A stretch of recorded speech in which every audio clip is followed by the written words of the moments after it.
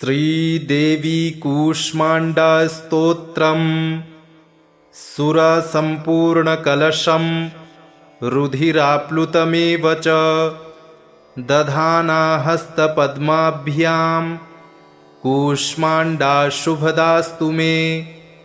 या देवी सर्वभूतेषु मा कूष्माण्डा रूपेण संस्थिता नमस्तस्यै नमस्तस्यै नमस्तस्यै नमो नमः। वन्दे वाञ्छितकामार्थे चन्द्रार्धकृतशेखरां सिंहरूढा अष्टभुजा कूष्माण्डा यशस्विनीं भास्वरभानुनिभाम् अनाहतिस्थितां चतुर्थं दुर्गात्रिनेत्रां कमण्डलुचापबाणपद्मसुधाकलश चक्रगदाजपवटीधरां पटाम्बरपरिधानां कमनीयां मृदुहास्या नानालङ्कारभूषितां मञ्जीरहारकेयूरकिङ्किणी रत्नकुण्डलमण्डितां प्रफुल्लवदनां चारुचिबुकां कान्त कपोलां तुगंकुचां कोमलाङ्गीं स्मेरमुखी श्रीकटिं निम्ननाभिनितम्बनीं दुर्गतिनाशिनी त्वं हि दरिद्रादिविनाशिनीं जयं दाधनदा देवी कूष्माण्डे प्रणमाम्यहम्। जगन्माता जगत्कर्त्री जगदाधाररूपिणीं चराचरेश्वरी देवी कूष्माण्डे प्रणमाम्यहम्। त्रैलोक्यसुन्दरी त्वं हि दुःखशोकनिवारिणीं परमानन्दमयी देवी कूष्माण्डे प्रणमाम्यहम्। हंसरैमे शिरः पातु कूष्माण्डे भवनाशिनीं हसलकरीं नेत्रे च हसरौश्चललाटकं कौमारी पातु सर्वगात्रे वाराही उत्तरे तथा पूर्वे पातु वैष्णवी इन्द्राणी दक्षिणे मम दिग्विदिक्षु सर्वत्रैव कूम्बीजं सर्वदावतु। सुरसम्पूर्णकलशं रुधिराप्लुतमेव च दधाना हस्तपद्माभ्यां कूष्माण्डा शुभदास्तु मे। या देवी सर्वभूतेषु मा कूष्माण्डा रूपेण संस्थिता नमस्तस्यै नमस्तस्यै नमस्तस्यै नमो नमः।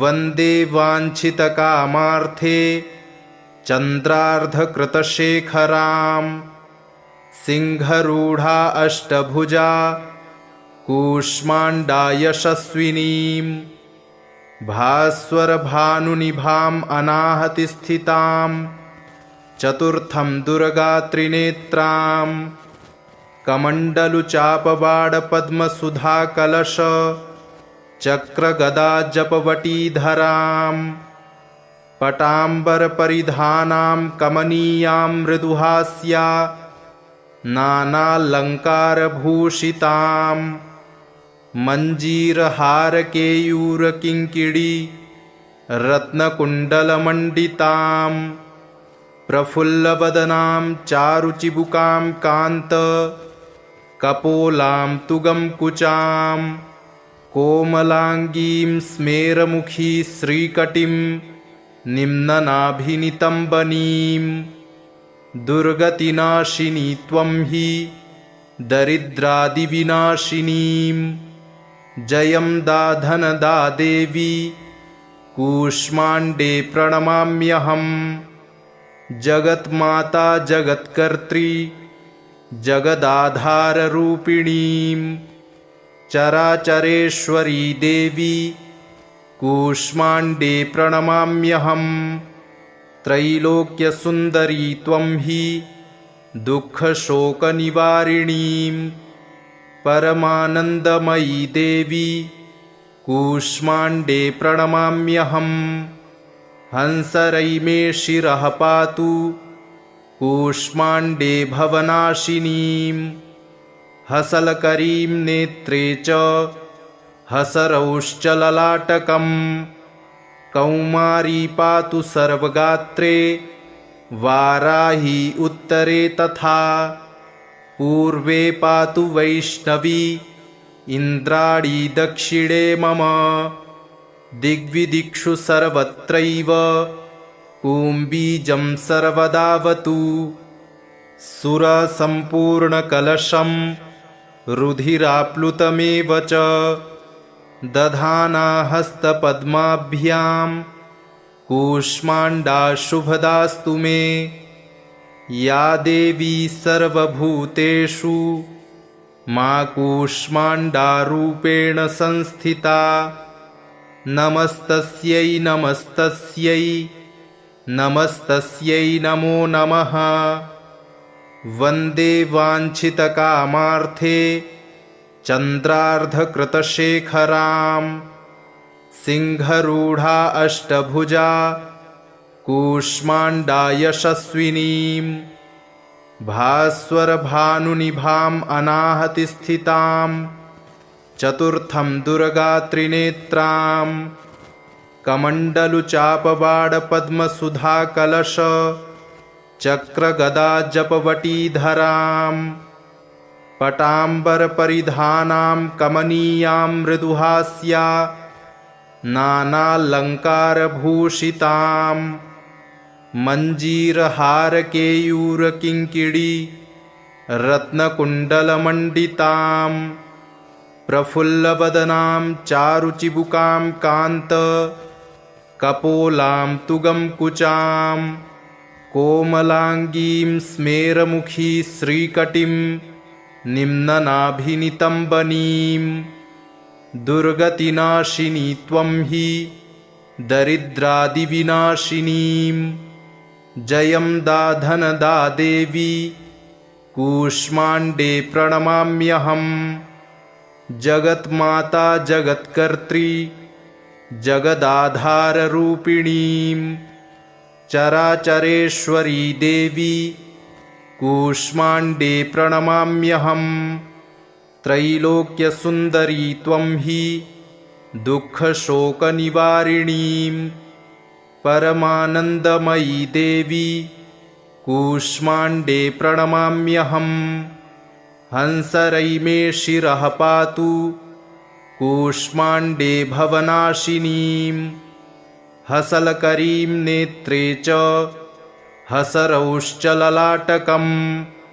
कौमारी पातु सर्वगात्रे वाराही उत्तरे तथा पूर्वे पातु वैष्णवी इन्द्राणी दक्षिणे मम। दिग्विदिक्षु सर्वत्रैव कूम्बीजं सर्वदावतु सुरसम्पूर्णकलशं रुधिराप्लुतमेव च दधाना हस्तपद्माभ्यां कूष्माण्डा शुभदास्तु मे।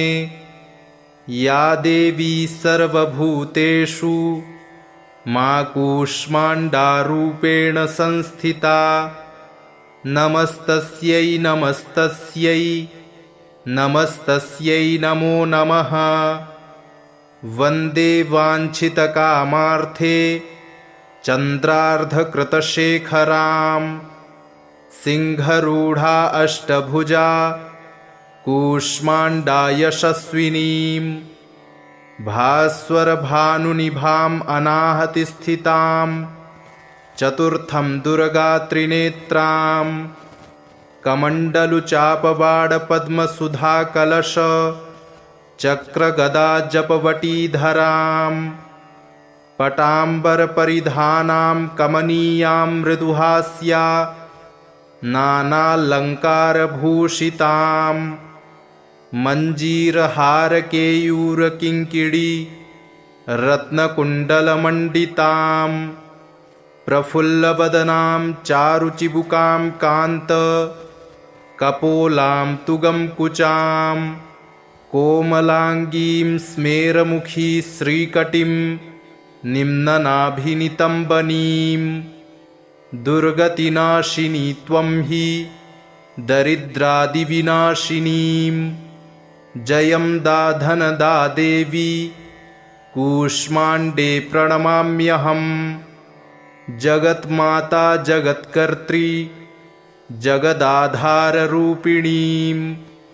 चराचरेश्वरी देवी कूष्माण्डे प्रणमाम्यहम् त्रैलोक्यसुन्दरी त्वं हि दुःखशोकनिवारिणीं परमानन्दमयी देवी कूष्माण्डे प्रणमाम्यहम् हंसरैमे शिरः पातु कूष्माण्डे भवनाशिनीं हसलकरीं नेत्रे च हसरौश्च ललाटकम् कौमारी पातु सर्वगात्रे वाराही उत्तरे तथा पूर्वे पातु वैष्णवी इन्द्राणी दक्षिणे मम दिग्विदिक्षु सर्वत्रैव कुम्बीजं सर्वदावतु सुरसम्पूर्णकलशं रुधिराप्लुतमेव च दधाना हस्तपद्माभ्यां कूष्माण्डा शुभदास्तु मे या देवी सर्वभूतेषु मा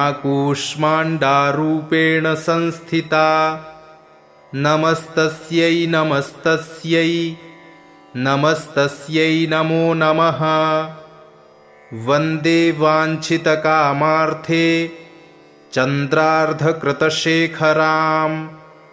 सिंहरूढा अष्टभुजा कूष्माण्डा यशस्विनीं भास्वरभानुनिभाम् अनाहतिस्थितां चतुर्थं दुर्गात्रिनेत्रां कमण्डलुचापबाणपद्मसुधाकलश चक्रगदाजपवटीधरां पटाम्बरपरिधानां कमनीयां मृदुहास्या नानालङ्कारभूषितां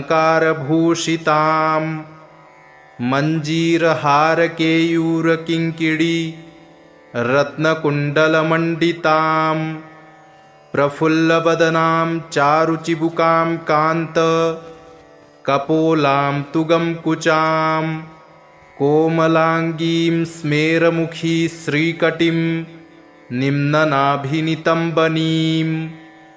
दुर्गतिनाशिनी त्वं हि दरिद्रादिविनाशिनीं जयं दाधनदा देवी कूष्माण्डे प्रणमाम्यहम् जगन्माता जगत्कर्त्री जगदाधाररूपिणीं चराचरेश्वरी देवी कूष्माण्डे प्रणमाम्यहम् त्रैलोक्यसुन्दरी त्वं हि दुःखशोकनिवारिणीं परमानन्दमयी देवी कूष्माण्डे प्रणमाम्यहम् हंसरैमे शिरः पातु कूष्माण्डे भवनाशिनीं हसलकरीं नेत्रे च हसरौश्च ललाटकम् कौमारी पातु सर्वगात्रे वाराही उत्तरे तथा पूर्वे पातु वैष्णवी इन्द्राणी दक्षिणे मम दिग्विदिक्षु सर्वत्रैव कुम्बीजं सर्वदावतु सुरसम्पूर्णकलशं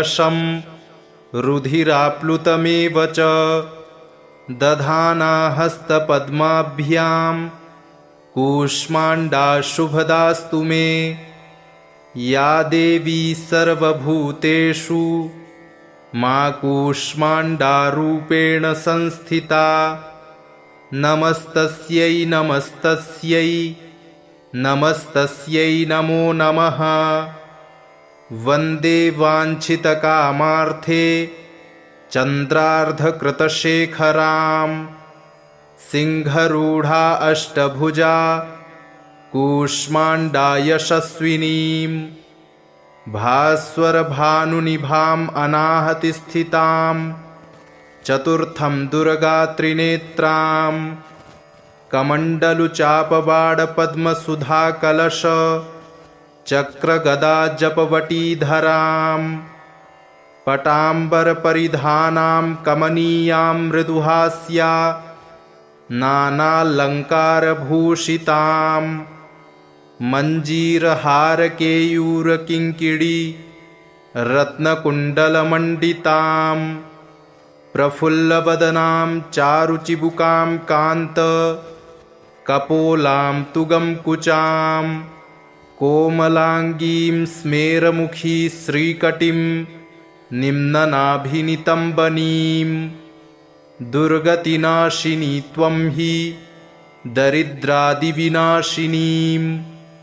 जयं दाधनदा देवी कूष्माण्डे प्रणमाम्यहम् जगन्माता जगत्कर्त्री जगदाधाररूपिणीं चराचरेश्वरी देवी कूष्माण्डे प्रणमाम्यहम् त्रैलोक्यसुन्दरी त्वं हि दुःखशोकनिवारिणीं परमानन्दमयी देवी कूष्माण्डे प्रणमाम्यहम् हंसरैमे शिरः पातु कूष्माण्डे भवनाशिनीं हसलकरीं नेत्रे च हसरौश्च ललाटकम् कौमारी पातु सर्वगात्रे वाराही उत्तरे तथा पूर्वे पातु वैष्णवी इन्द्राणी दक्षिणे मम दिग्विदिक्षु सर्वत्रैव कूम्बीजं सर्वदावतु सुरसम्पूर्णकलशं रुधिराप्लुतमेव च दधाना हस्तपद्माभ्यां कूष्माण्डा शुभदास्तु मे या देवी सर्वभूतेषु मा कूष्माण्डारूपेण संस्थिता नमस्तस्यै नमस्तस्यै नमस्तस्यै नमो नमः वन्दे वाञ्छितकामार्थे चन्द्रार्धकृतशेखरां सिंहरूढा अष्टभुजा कूष्माण्डा यशस्विनीं भास्वरभानुनिभाम् अनाहतिस्थितां चतुर्थं दुर्गात्रिनेत्रां कमण्डलुचापबाणपद्मसुधाकलश चक्रगदाजपवटीधरां पटाम्बरपरिधानां कमनीयां मृदुहास्या नानालङ्कारभूषितां मञ्जीरहारकेयूरकिङ्किणी रत्नकुण्डलमण्डितां